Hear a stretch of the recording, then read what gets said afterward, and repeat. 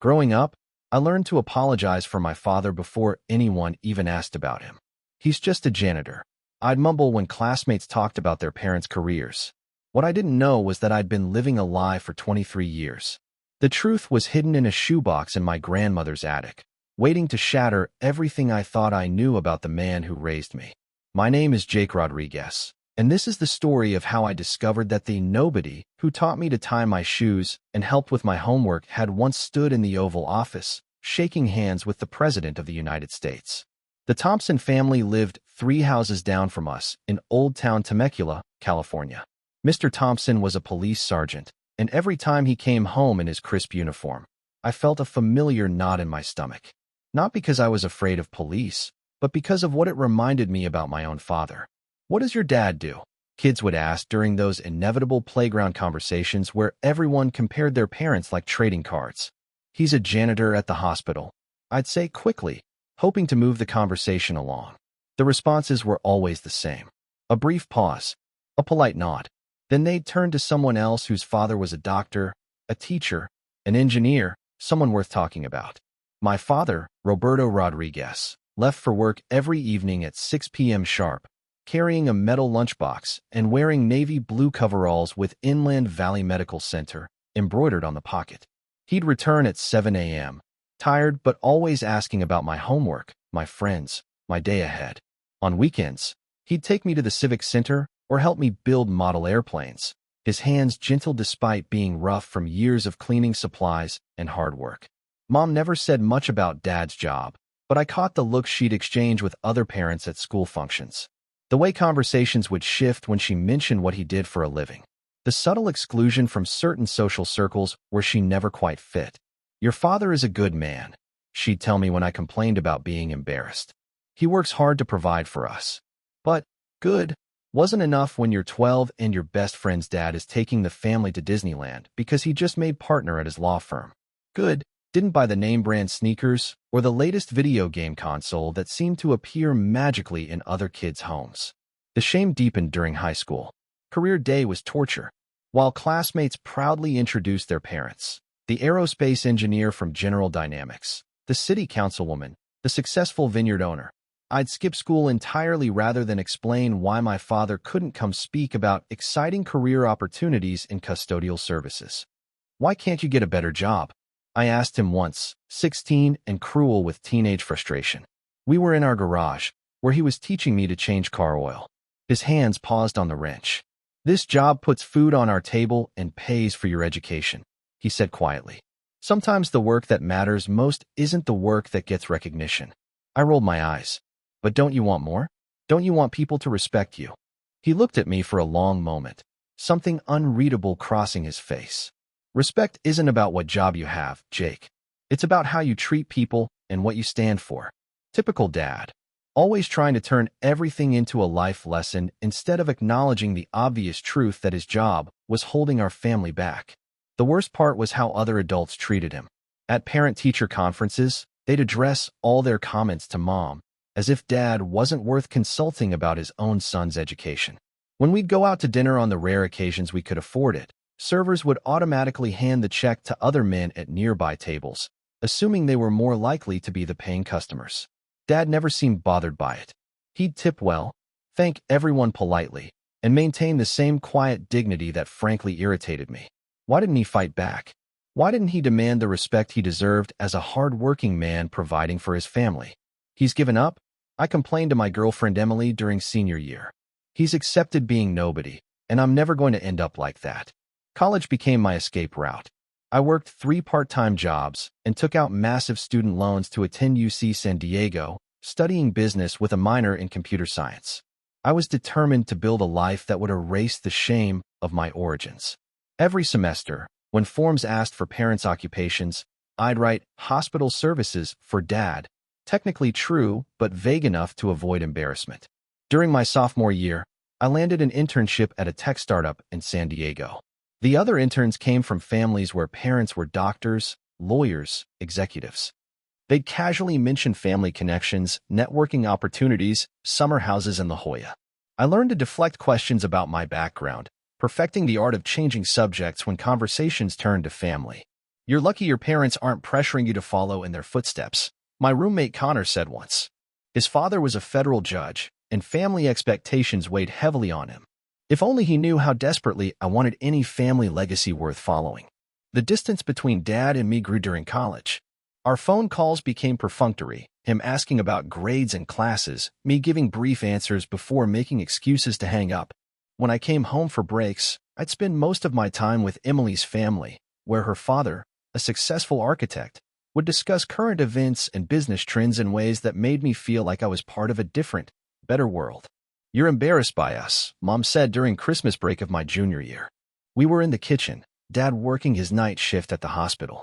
That's not true, I protested, but we both knew it was. Your father sacrificed everything for you, she continued, her voice tired. Everything, Jake.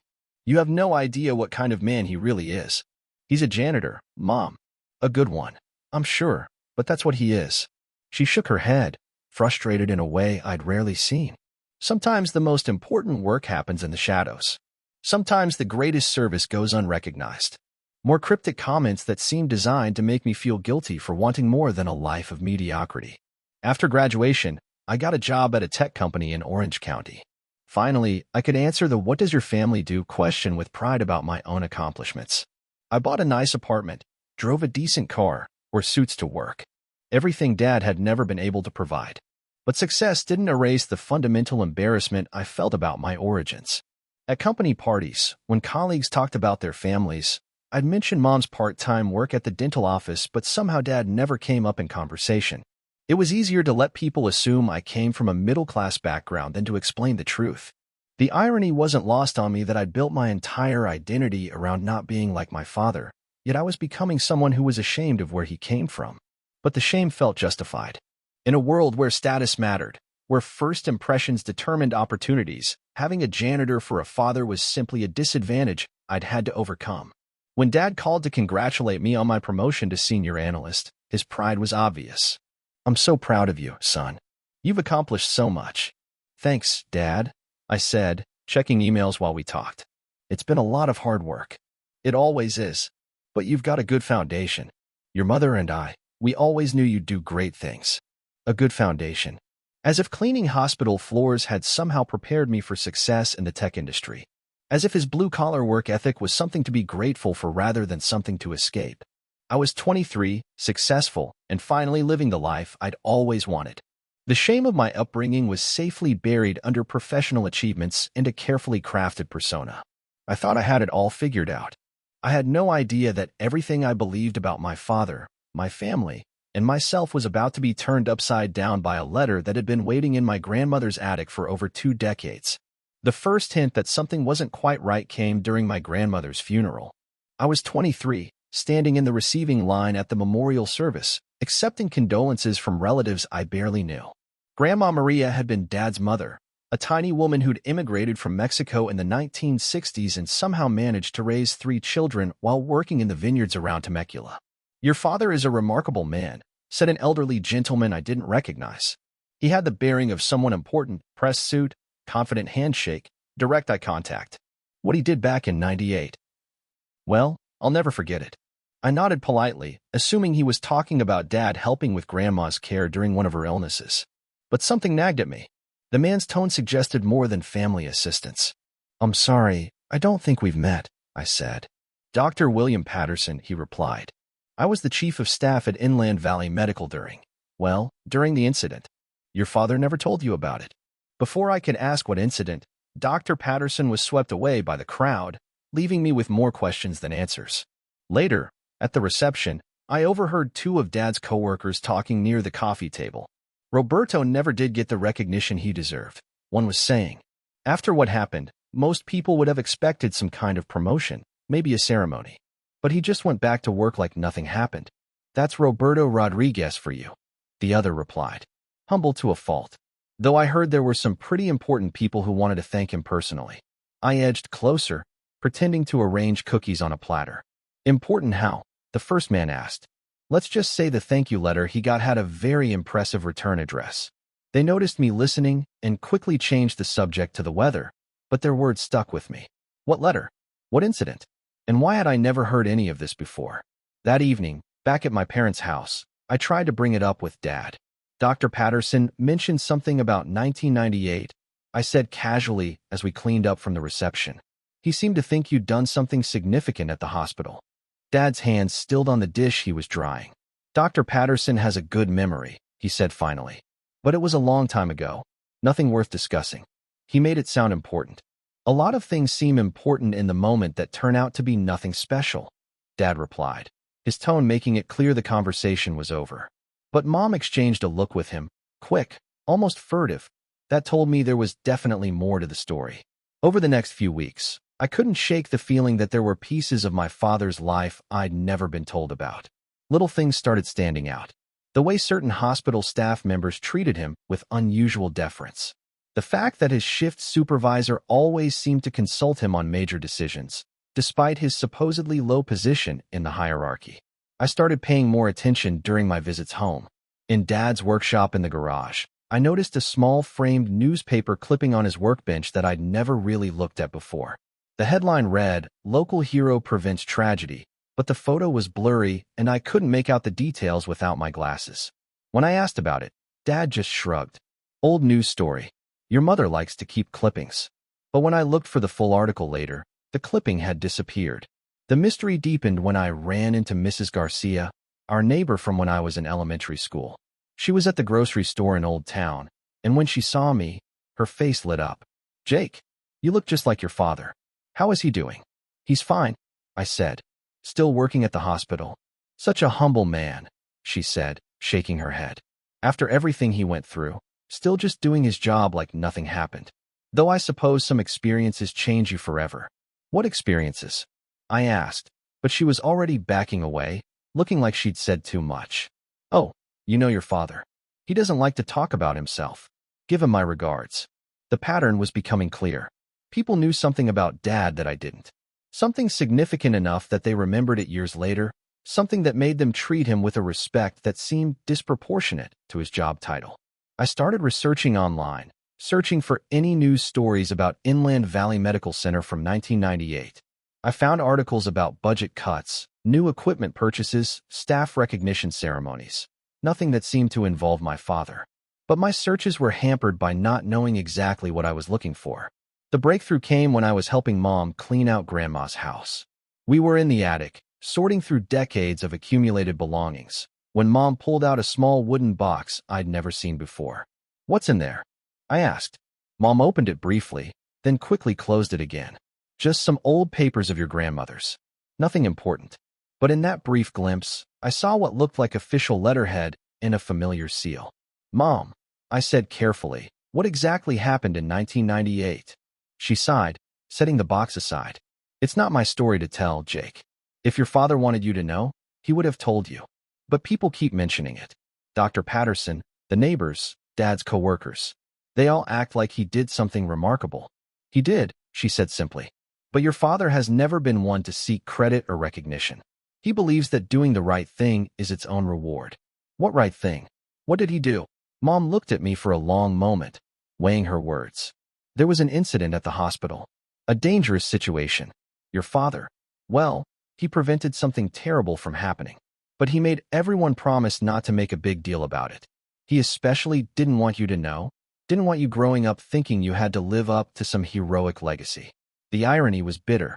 All my life, I'd been ashamed of having no legacy to live up to, when apparently I'd been carrying the weight of a heroic one I'd never known about. "How bad was the situation?" I pressed. "Bad enough that some very important people took notice," Mom said. "Bad enough that letters were written, commendations were offered. Your father turned down most of the recognition, but there were some things, some acknowledgments that couldn't be refused." She glanced at the wooden box again, and I realized it probably contained whatever documentation existed of Dad's mysterious heroic act. "Can I see what's in the box?" I asked. "That's up to your father," she said firmly. "If he wants to share it with you, he will." But I could tell from her expression that Dad had no intention of sharing anything. Whatever had happened in 1998, he'd kept it secret for over 2 decades, and he clearly planned to take it to his grave. That night, I couldn't sleep. I kept thinking about all the times I'd dismissed Dad as just a janitor, all the moments I'd been embarrassed by his humble job, all the occasions when I'd wished he was someone more impressive. If Mom was right, if there really was some heroic story in his past, then I'd spent my entire life fundamentally misunderstanding the man who raised me. The shame I felt now wasn't about Dad's occupation. It was about my own blindness, my own prejudice, my own failure to see past surface appearances to recognize true character. But shame mixed with curiosity. What had Dad done? How serious was the situation? And why had he worked so hard to keep it secret, especially from his own son? I needed to know the truth. Not just about the incident, but about who my father really was beneath the modest exterior I'd always taken at face value. The wooden box in Mom's possession wasn't the only source of information. Grandma's attic was full of memories, and if there were secrets to be uncovered, this was where they'd be hiding. I decided to come back the next day when Mom was at work. It wasn't noble, but I was 23 years old and tired of living with a fundamental mystery about my own family. Besides, how long could a secret this big really stay hidden? I returned to Grandma's house the next afternoon with a story about wanting to look for old photo albums. Mom was at the dental office, and Dad was sleeping before his evening shift. The house felt different when empty, smaller, somehow, but also full of whispered possibilities. The attic was exactly as we'd left it, boxes stacked haphazardly, covered with dust and the accumulated weight of years. I found the wooden box easily enough. Mom had placed it on top of a stack of Christmas decorations, probably thinking it would be safe there. My hands trembled slightly as I opened it. Inside were documents I couldn't have imagined in my wildest speculation about Dad's secret. The first item was a certificate of commendation from the director of the FBI, signed and sealed, commending Roberto Rodriguez for extraordinary service and courage in the prevention of a domestic terrorism incident. The date was October 15, 1998. Domestic terrorism. I had to read it 3 times before the words sank in. My father, the quiet janitor who taught me to tie my shoes and helped with homework, had somehow been involved in stopping a terrorist attack. Beneath the FBI certificate was a letter on official White House letterhead. The presidential seal at the top seemed to gleam even in the dim attic light. My heart pounded as I read. Dear Mr. Rodriguez, it has come to my attention that your quick thinking and courageous actions on October 12, 1998, prevented what could have been a catastrophic loss of life at Inland Valley Medical Center. While I understand you have requested that your role in these events remain private, I wanted to personally express the gratitude of our nation for your service. Citizens like you represent the very best of America. Individuals who, when faced with extraordinary circumstances, choose to act with valor and selflessness. Your decision to risk your own safety to protect others embodies the highest ideals of civic duty. I would be honored to invite you and your family to the White House to personally thank you for your heroism. Please contact my staff at your earliest convenience to arrange a visit. With sincere appreciation and respect. The signature was unmistakable, even though I'd only seen it in history books and official documents. President Clinton had personally written to my father. There were other documents in the box. A newspaper clipping with a clearer photo than the one I'd seen in Dad's workshop, showing him standing next to what appeared to be federal agents outside the hospital. The headline read, "Hospital Janitor Foils Bomb Plot, Saves Hundreds." A letter from the mayor of Temecula declaring Dad an honorary citizen. A citation from the state of California recognizing his exceptional bravery in the face of mortal danger. But it was the handwritten note at the bottom of the box that broke my heart. For Jake, when you're old enough to understand that heroes don't always look like what you expect them to. Love, Dad. P.S. I hope someday you'll be proud of your old man, even if he's just a janitor. I sat in that dusty attic, surrounded by Christmas decorations and forgotten memories, and cried for the first time since I was a child. Not sad tears, but the complex emotions of shame, pride, love, and regret all mixing together into something too overwhelming for any other response. 23 years old, and I was finally learning who my father really was. According to the newspaper article, the details were both terrifying and inspiring.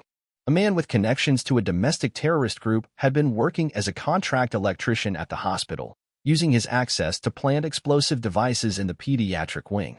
The plan was to detonate them during visiting hours when the maximum number of families would be present. Dad had been doing his routine cleaning rounds when he noticed wiring that looked out of place near the children's playroom. Instead of assuming it was part of normal electrical work, Something made him look closer. When he realized what he was seeing, he immediately called security and began evacuating the wing. The article quoted FBI agent Maria Santos. Mr. Rodriguez's vigilance and quick action saved potentially hundreds of lives. The devices were sophisticated and placed strategically to cause maximum casualties. Without his intervention, we would have been looking at one of the deadliest domestic terrorist attacks in California history. But in all the official accounts, one thing remained consistent. Dad had refused interviews, declined public recognition ceremonies, and insisted that he'd simply been doing his job. Anyone would have done the same thing, he was quoted as saying. I just happened to be in the right place at the right time. The terrorist had been arrested trying to flee the scene. The FBI investigation revealed a plot that extended beyond just the hospital, with planned attacks on multiple soft targets throughout Southern California. Dad's discovery had unraveled the entire network. I found more clippings tucked behind the official documents. Follow-up stories about the investigation, editorials praising Dad's heroism, letters to the editor from grateful families whose children had been in the pediatric wing that day. There was even a photo from what must have been a small, private ceremony, Dad shaking hands with officials I didn't recognize, looking uncomfortable in a suit I'd never seen him wear. The date stamps told a story of media attention that had lasted weeks, all while I'd been completely oblivious. I would have been 15 at the time, wrapped up in teenage concerns, probably complaining about homework or asking for money for movies. While I'd been worried about trivial high school drama, Dad had been processing the aftermath of preventing mass murder. How had I missed all of this? How had they kept it from me so completely? Then I found a letter that answered that question. It was from Dad to Grandma, dated a month after the incident. Mama, I know you think we should tell Jake what happened, but I've made up my mind. He's got enough to worry about with school and growing up. I don't want him carrying the weight of this. Don't want him feeling like he has to live up to something he had nothing to do with. Besides, what I did wasn't heroic in the way people think. I was scared out of my mind the whole time. I just did what needed to be done because no one else was there to do it. That's not heroism. That's just basic human responsibility. I want Jake to be proud of his own accomplishments, to build his own life based on his own choices. If he knows about this, he'll either feel pressure to be some kind of hero, or he'll use it as an excuse to coast on his old man's reputation. Either way, it won't serve him well. Let me be just his dad who works hard and loves him. That's enough legacy for any man. Love, Roberto. I understood then why the secret had been kept so carefully, why Mom's explanations had always been vague, why Dad had deflected every attempt to discuss his past. It wasn't modesty or humility in the traditional sense. It was a deliberate choice to protect me from expectations I'd never asked for. But in trying to spare me the burden of his heroic legacy, he'd inadvertently created a different burden, the shame of thinking I came from nothing. The constant feeling that I had to overcome my family's mediocrity rather than build on its hidden foundation of strength. There was one more item in the box, tucked beneath everything else. An airline ticket stub from 1999, LAX to Reagan National Airport. So he had gone to Washington. He had met the president. I carefully put everything back in the box exactly as I'd found it, but the knowledge couldn't be unpacked so easily. Walking through Grandma's house, I saw everything differently now.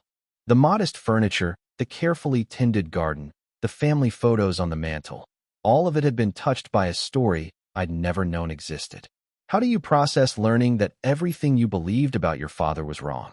How do you reconcile 23 years of misunderstanding with a reality that's almost too extraordinary to believe? I drove home to my apartment in Orange County that night in a daze. My successful career, my nice car, my carefully constructed professional identity, all of it suddenly felt hollow compared to what Dad had done with no thought of recognition or reward. I'd spent my entire adult life trying to become someone worthy of respect, someone impressive enough to erase the shame of my humble origins. But the man I'd been trying not to become had already earned the respect of the highest levels of government through a single act of extraordinary courage. The irony was almost unbearable. I'd been embarrassed by a father who'd prevented a terrorist attack. I'd been ashamed of a man the President of the United States had personally thanked. I'd spent years trying to distance myself from a hero who'd chosen to remain anonymous. And he'd done it all to protect me, not just from the incident itself, but from the weight of his legacy. The question now was what to do with this knowledge. Did I confront him? Did I pretend I'd never found the box? Did I finally tell him how proud I was, even though I'd learned about his heroism 25 years too late? For the first time in my adult life, I understood that success wasn't measured by job titles or salaries or the respect of strangers. It was measured by the courage to do what's right when everything is on the line, regardless of who's watching or what recognition might follow. My father had already taught me that lesson. I'd just been too blind to see it. I called in sick to work the next day. For the first time since starting my job, I couldn't focus on quarterly reports and project deadlines when my entire understanding of my family had been turned upside down. Instead, I drove the hour back to Temecula, the wooden box's contents burning in my memory like a fever. I found Dad in his workshop, as I'd known I would. It was Thursday afternoon, and he always spent his free time before work tinkering with small repair projects, fixing neighbors' appliances, building shelves for Mom, maintaining the tools that had served him faithfully for decades. He looked up when I appeared in the doorway, surprised to see me on a weekday. "Jake? Everything okay? You look like you've seen a ghost." "I found Grandma's box," I said without preamble. There was no point in dancing around it. His hands stilled on the radio he'd been repairing. For a long moment, the only sound in the garage was the distant hum of traffic on Rancho California Road. When he finally looked at me, his expression was unreadable. "I see," he said quietly. "Your mother told you where it was?" "She didn't know I was looking." I stepped into the workshop, noting details I'd never paid attention to before.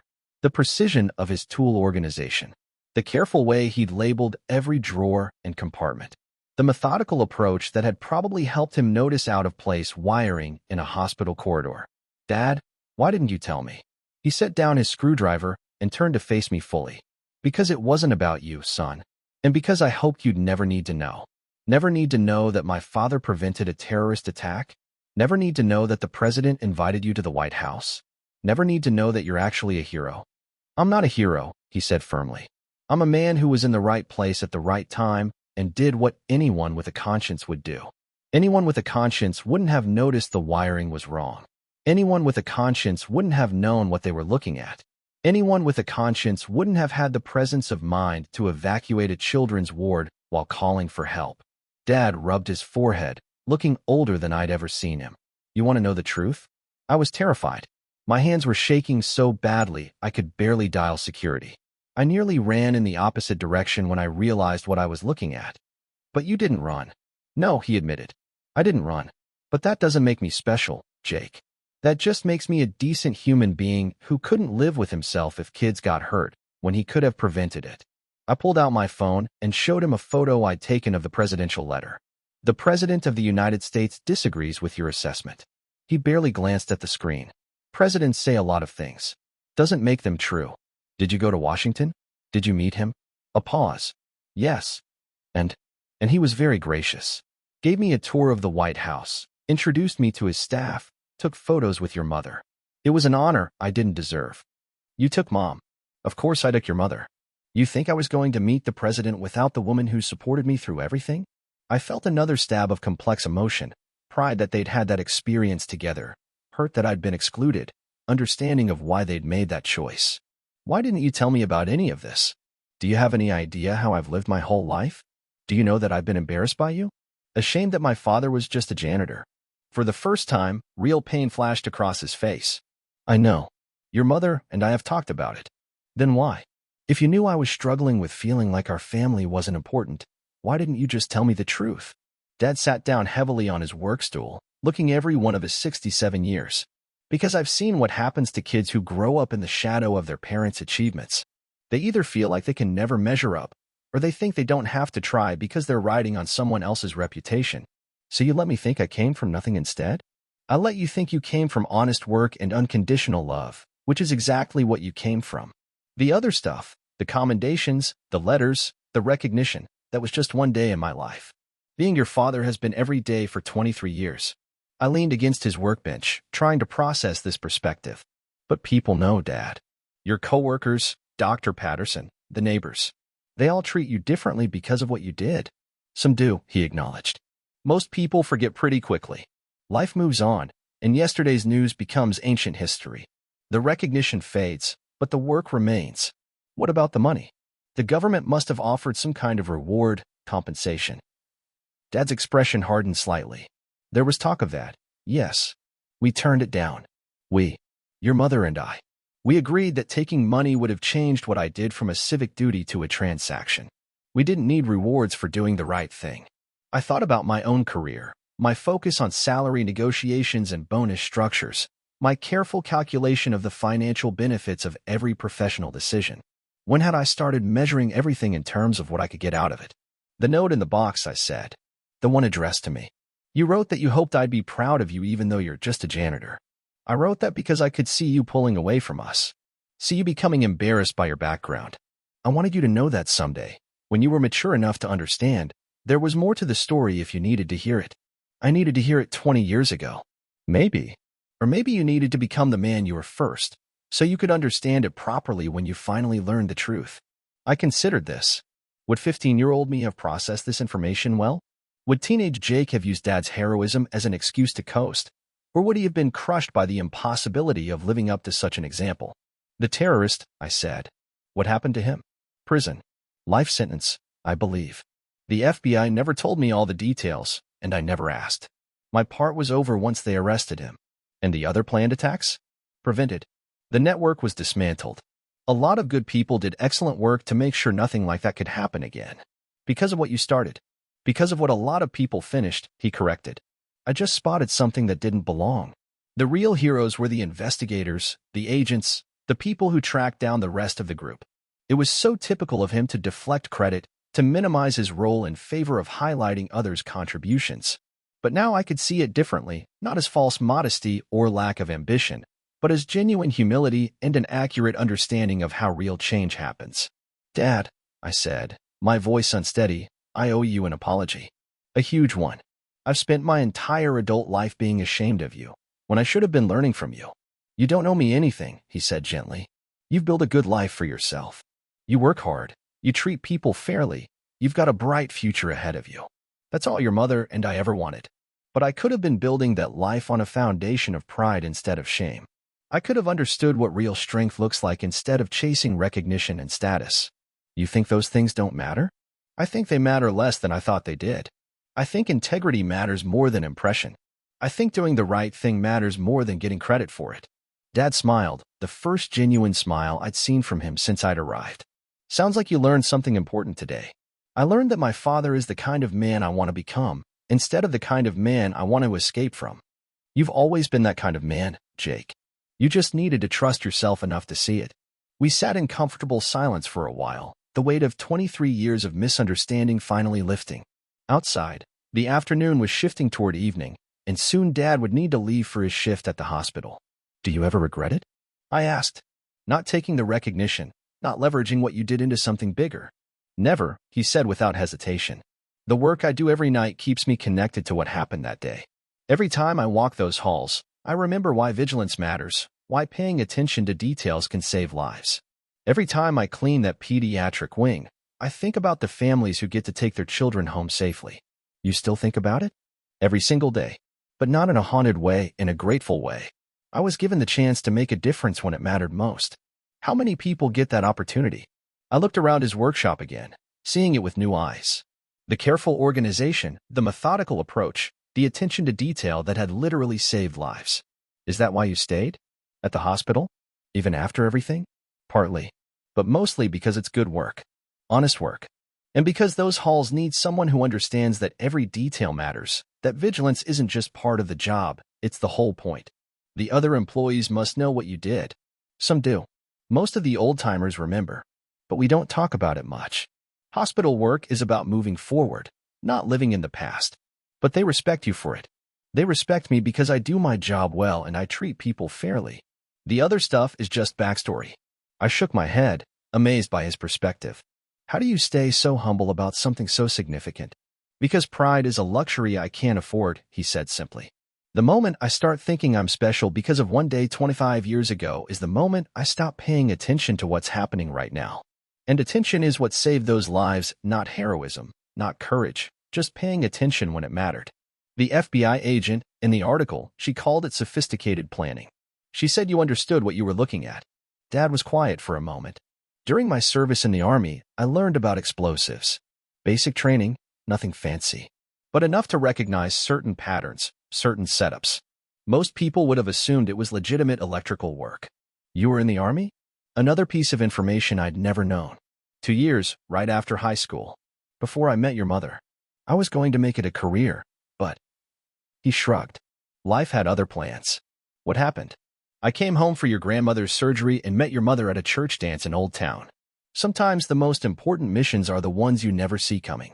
The casual way he spoke about military service, about the skills that had helped him identify a terrorist plot, about choosing love over career advancement, it was also typically Dad. Understated, practical, focused on what mattered most. Did the experience change you? Stopping the attack? It clarified things, he said after considering the question. Made me understand that security isn't just about big gestures or dramatic interventions. It's about steady attention, consistent vigilance, showing up every day and doing the work that needs to be done. Is that why you turned down promotions? Other job offers? What other job offers? Come on, Dad.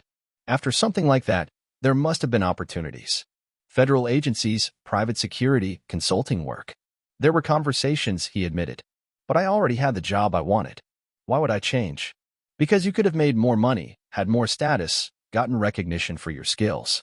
I had everything I needed. A job that mattered, a family I loved, a community that felt like home. What more could I want? Respect. Advancement. A legacy. I had all of those things. You just couldn't see them because you were looking for the wrong kind of respect, the wrong kind of legacy. The truth of that hit me like a physical blow. I've been such an idiot. You've been young, Dad corrected gently. Young people are supposed to question everything, supposed to want more than what they grew up with. That's how progress happens. But I questioned the wrong things. I was ashamed of the right things. You questioned what seemed reasonable to question based on what you knew. Now you know more, so you can make different choices. What choices? About what kind of success you want to build. About what kind of man you want to be. About whether you want to chase recognition or just do good work. I thought about my job in Orange County, my carefully constructed professional image, my focus on climbing the corporate ladder. None of it felt as important as it had that morning. I don't know how to go back to caring about quarterly reports and performance reviews after learning all this. Then don't go back to caring about them the same way, Dad said. But don't throw away everything you've built either. You've got skills, education, opportunities that can make a real difference in the world. The question is what you want to do with them. What would you do? If you were my age now, knowing what you know, I'd remember that every job is a chance to serve. Every position is an opportunity to pay attention. Every day is a possibility to make things better for other people. Whether you're a janitor or a CEO, the principles are the same. The principles? Show up. Pay attention. Do good work. Treat people fairly. Look out for those who can't look out for themselves. That's it. That's everything. As he gathered his things for work, I felt a profound shift in how I understood my own life. The shame that had driven so many of my choices was gone, replaced by something much more powerful, the desire to live up to an example I'd finally learned to see clearly. Dad, I called as he headed toward his car. Would you mind if I told people about what you did? He paused, considering. Why would you want to do that? Because the world needs to know that heroes look like you. Because people need to understand that the most important work often happens quietly. Because I want to be proud of my father out loud instead of being ashamed in silence. If it's important to you, he said finally, then I won't stop you. But remember, the story isn't about me being special. It's about all of us being capable of more than we realize when the moment calls for it. I'll remember. As I watched him drive away to begin another night shift at the same hospital where he'd prevented a terrorist attack 25 years earlier, I understood that I was witnessing something remarkable, a man who'd found his purpose and stuck with it, regardless of whether the world recognized its value. For the first time in my adult life, I knew exactly what kind of man I wanted to become. The drive back to Orange County that night was the longest hour of my life. Not because of traffic or weather, but because I had to process a complete reconstruction of my identity, my family, and my understanding of what success actually meant. I called Emily from the road, needing to tell someone what I discovered. You're kidding me, she said when I finished explaining. Your dad prevented a terrorist attack and never told you? Never told anyone, really. He's been going to work every night for 25 years, walking the same halls where it happened, just doing his job like nothing extraordinary ever occurred. That's incredible, and incredibly humble. I've been such an ass, Emily. All those times I was embarrassed to talk about my family, all those occasions when I made excuses for Dad's job or changed the subject when people asked about my background. You didn't know. But I should have known something. I should have seen the man he really was instead of being blinded by what his job title said on paper. So what are you going to do now? It was the question I'd been wrestling with since leaving Dad's garage. What do you do when you discover that everything you thought about your life was wrong? How do you rebuild when the foundation you thought was weak turns out to have been unshakable all along? I honestly don't know, I admit it. But I know I can't go back to caring about the same things I cared about yesterday morning. When I got to my apartment, I looked around at the carefully curated space I'd created to project success and sophistication. The modern furniture, the expensive electronics, the art I'd chosen more for status than for personal meaning. It all felt hollow now, like a stage set for a play I no longer wanted to perform. I spent the weekend researching everything I could find about the incident. Most of the detailed coverage had occurred in local papers, the Valley News, the Californian, but there were mentions in national publications, FBI press releases, and government reports about domestic terrorism prevention. Dad's name appeared in some of the coverage, but always briefly, always with quotes that deflected attention away from his role. But reading between the lines, talking to people who remembered the events, I began to understand the full scope of what he'd prevented. The terrorist network had been planning coordinated attacks on multiple soft targets, hospitals, schools, shopping centers. Dad's discovery hadn't just saved the people in Inland Valley Medical that day, it had unraveled a conspiracy that could have killed hundreds of people across Southern California. And he'd gone back to work the next week like nothing had happened. On Monday morning, I sat in our weekly team meeting, listening to discussions about user engagement metrics and conversion rates, and felt like I was watching a performance from another planet. When my manager asked for updates on my project, I gave the expected responses, but my heart wasn't in it. "You seem distracted," my colleague Ashley said after the meeting. "Everything okay?" "Family stuff," I said, which was true enough. "Nothing serious, I hope?" "Actually, I just learned that my father is a lot more interesting than I thought he was." Over lunch, I found myself telling Ashley the whole story. She listened with growing amazement, asking the same questions Emily had asked. How could he keep something like that secret? How did it feel to discover your father was a hero? "So what are you going to do now?" she asked, the same question everyone seemed to be asking, the same question I'd been asking myself. "I think I need to recalibrate what I consider important," I said. "I've been so focused on climbing the corporate ladder, on impressing people, on building the kind of resume that sounds good at cocktail parties. But my dad prevented a terrorist attack and then went back to being a janitor because that's the work he believed in. Are you thinking about changing careers?" "I'm thinking about changing perspectives. About asking myself whether the work I'm doing actually matters, whether it makes anyone's life better, whether it's something I can be proud of for reasons beyond the paycheck and the title." That's a pretty fundamental shift. Yeah, it is. That afternoon, I did something I'd never done before. I left work early to visit a volunteer organization I'd heard about but never investigated. They provided technology support to nonprofits and community organizations that couldn't afford professional IT services. The kind of unglamorous, behind-the-scenes work that made other work possible but rarely received recognition. "We can always use people with your skills," the coordinator told me when I explained my background. "Especially people who understand that the goal isn't to impress anyone. It's just to solve problems for people who need help." I signed up for weekend volunteer shifts, starting the following Saturday. When I called Dad to tell him about the volunteering, he was characteristically understated in his response. "That sounds like good work," he said. "Meaningful work. I keep thinking about what you said, about every job being a chance to serve. I want to understand what that feels like." "You'll figure it out. The important thing is that you're asking the right questions now." "Dad," I said, "can I ask you something else?" "Always. Do you think less of me for taking so long to see what was important? For wasting so much time on things that don't really matter?" "Jake, you're 23 years old. I didn't figure out what mattered most until I was in my 40s. You're ahead of schedule, not behind. But you were serving your country in the Army when you were my age. I was confused and looking for direction when I was your age. The Army gave me structure, but it took years of civilian life to understand what I wanted to do with the skills and perspectives I'd gained." "When did you know that the hospital work was what you wanted to do?" "When I realized that someone had to pay attention to the details that other people might miss. When I understood that security isn't glamorous or exciting. It's just showing up every day and doing careful work." "And you never wanted more?" "Never wanted recognition for what you do?" I get recognition every morning when I clock out and know that the people in that building were safe during my shift. Every time I catch a problem before it becomes a crisis. Every paycheck that proves I'm contributing something valuable. That's enough. That's everything. The volunteer work was a revelation. Not because it was particularly exciting or dramatic, but because it was clearly, obviously useful. Helping a small nonprofit upgrade their computer systems so they could serve more clients efficiently. Teaching elderly community center members how to use email to stay connected with their families. Troubleshooting technical problems that were preventing a food bank from processing donations effectively. None of it would ever appear on my resume or impress anyone at networking events. But at the end of each session, I could see the direct impact of my work in ways that my corporate job rarely provided. You seem different lately, Emily observed one evening over dinner. More? I don't know, present. I feel different, I admitted. Like I've been sleepwalking for years and finally woke up. Because of what you learned about your dad? Because of what I learned about myself. About what I actually value when I stop trying to impress other people. Are you going to quit your job? I don't know yet, but I'm going to change how I approach it.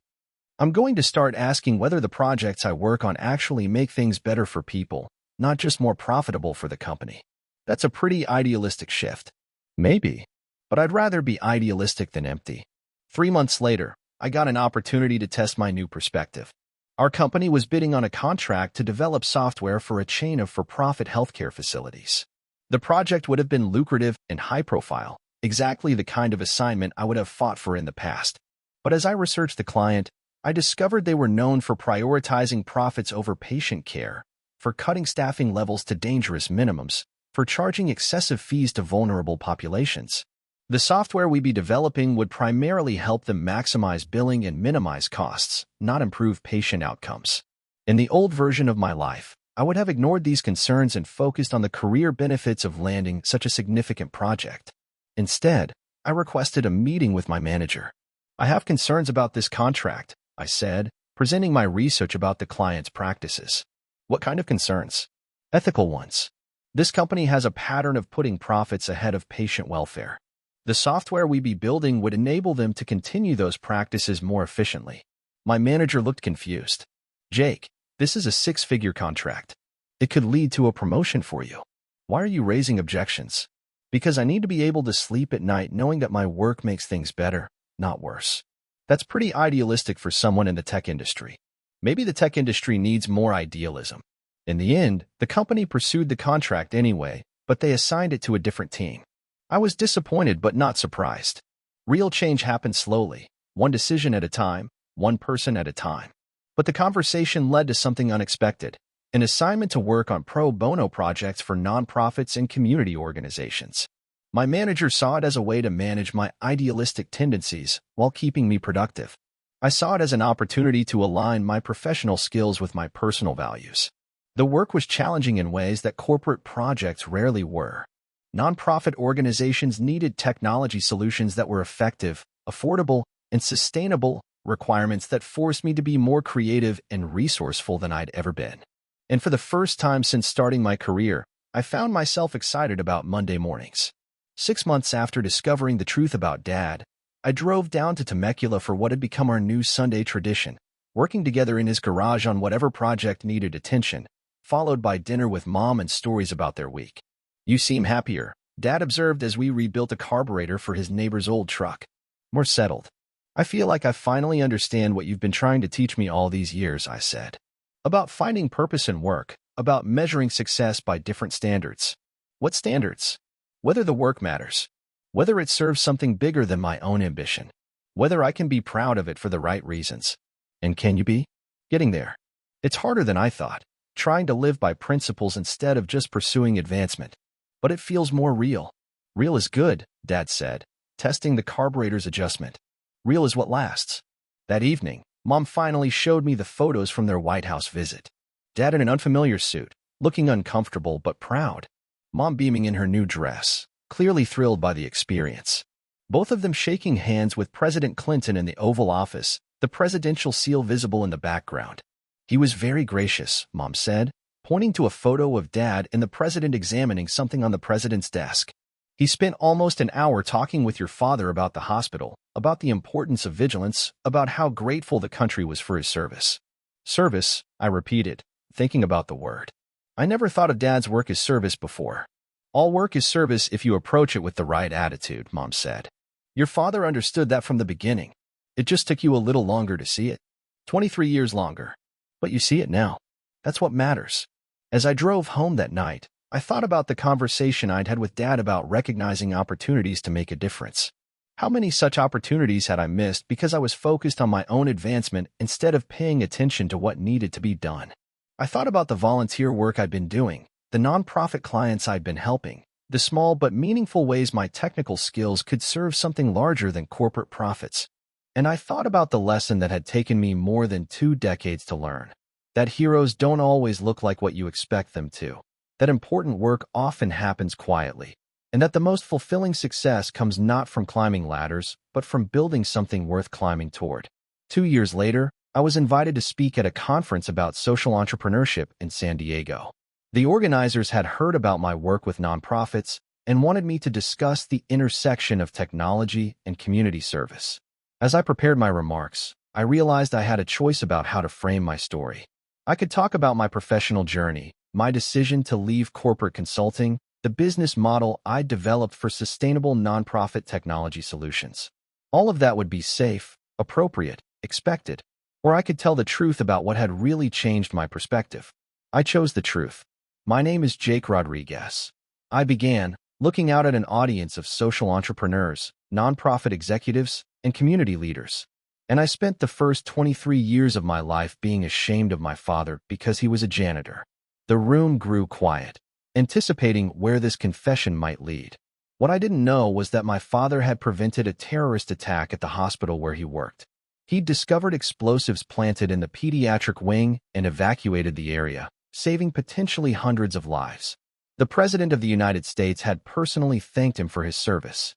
I told them about the hidden box, the letters from government officials, the newspaper clippings celebrating a heroism I'd never known existed. I told them about confronting Dad, about learning that he'd kept the secret to protect me from the burden of his legacy. But the most important thing I learned, I continued, wasn't about my father's heroic moment. It was about his daily choices. He could have leveraged his experience into a different career, could have pursued recognition and advancement, could have built a life based on that one extraordinary day. Instead, he went back to work. Same job, same shift, same quiet dedication to doing work that mattered. Because he understood something I'm still learning, that real service isn't about dramatic gestures or public recognition. It's about showing up consistently, paying attention carefully, and making yourself available for whatever moments of difference-making present themselves. After my talk, a young woman approached me during the networking break. "That story about your father," she said. "It reminds me of my grandfather. He was a school custodian in Murrieta for 40 years, and I always thought his job was embarrassing. But teachers still stopped me on the street to tell me how he'd stay late to help kids with projects, how he knew every student's name, how he made that school feel safe and welcoming for thousands of children." "Have you told him that?" I asked. "He passed away last year. I wish I'd understood his impact while he was still alive to hear about it." 6 months later, I started my own consulting firm, specializing in technology solutions for nonprofits and community organizations. It was a risky move financially, but it felt like the first authentic professional decision I'd ever made. Dad's response was characteristically understated. "Sounds like good work." Mom was more effusive. "I'm so proud of you for following your heart." But the response that meant the most came from Emily, who'd watched my entire transformation with patience and support. "You've become the person you were always meant to be. It just took you a while to figure out who that was." 10 years after discovering the presidential letter, I received a phone call that brought everything full circle. "Mr. Rodriguez? This is Director Patricia Santos from the FBI's Los Angeles field office. I'm calling about your father, Roberto Rodriguez." My heart stopped. "Is he okay? What's happened?" "Oh, nothing's wrong," she said quickly. "I'm calling because we're developing a training program about civilian vigilance and terrorism prevention. Your father's actions in 1998 represent one of the most significant cases of civilian intervention in our records, and we'd like to feature his story in our educational materials." "You want to use Dad's story for FBI training?" "With his permission, yes. The case demonstrates perfectly how attention to detail and willingness to act can prevent catastrophic events.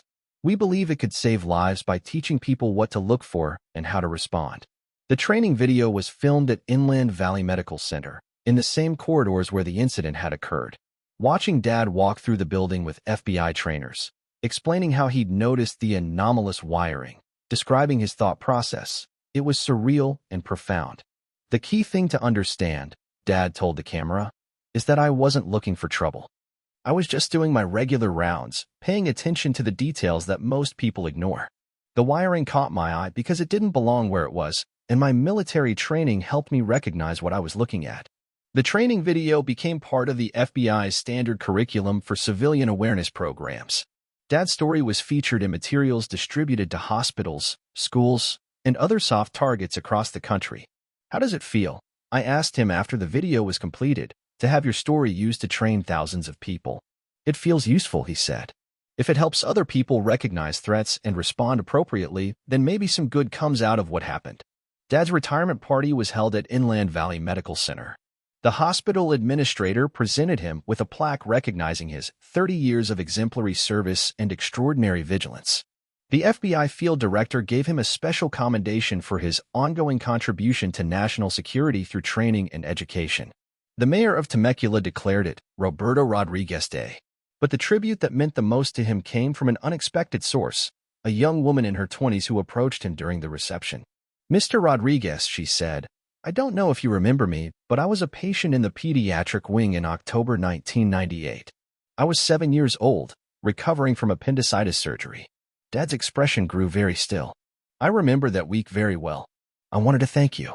I'm a nurse now at Rady Children's Hospital in San Diego, partly because of the care I received at this hospital, partly because I wanted to serve others the way so many people served my family.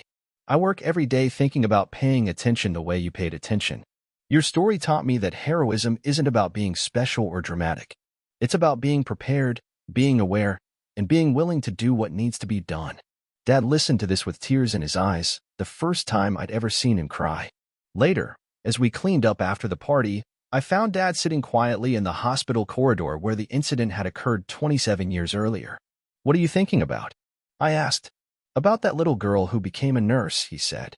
"About all the lives she'll touch in her career, all the patients she'll care for, all the families she'll help. About the ripple effects of one day's actions extending far beyond what anyone could have imagined." As we walked out of the hospital together for the last time as employee and visitor, I realized that Dad's story had come full circle. From the secret hero who'd prevented a tragedy, to the humble worker who'd returned to anonymous service, to the reluctant teacher sharing practical wisdom with new generations. "Dad," I said as we reached the parking lot, "what do you want people to remember about your story?" He thought about this for a moment, looking back at the hospital where he'd spent 3 decades keeping people safe. "I want them to remember that heroes look like everyone else," he said finally. "That the most important work often goes unnoticed. That paying attention and caring about others can literally save lives. And that recognition isn't what makes something worth doing. Service is what makes something worth doing." They told me my dad was a nobody. It had taken me far too long to discover that he was, in fact, exactly the kind of somebody the world needs most: quiet, vigilant, humble, and utterly committed to doing work that matters, whether anyone notices or not. That, I learned, is the truest kind of heroism. And it's available to all of us, if we're willing to pay attention when attention matters most.